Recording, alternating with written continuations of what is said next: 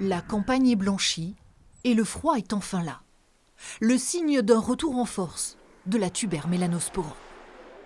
Ce couple a avalé les kilomètres pour acquérir un peu de ce champignon hivernal. On vient de Charente-Maritime. Exprès. Oui. Oui, depuis le début du mois de décembre, on n'en a pas énormément, effectivement. C'est les conditions climatiques, il faut faire avec.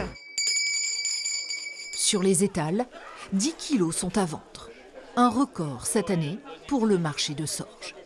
C'est effectivement un marché convenable, avec un nombre d'apporteurs pratiquement record pour nous cette année.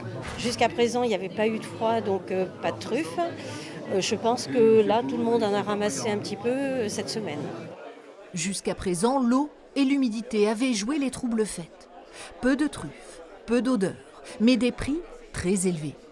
Alors, après la frénésie de fin d'année, on prend le temps de choisir la perle rare. Ils étaient plutôt gorgés d'eau, donc ce qui anéantissait toute valeur olfactive. Vaut mieux les acheter après les fêtes.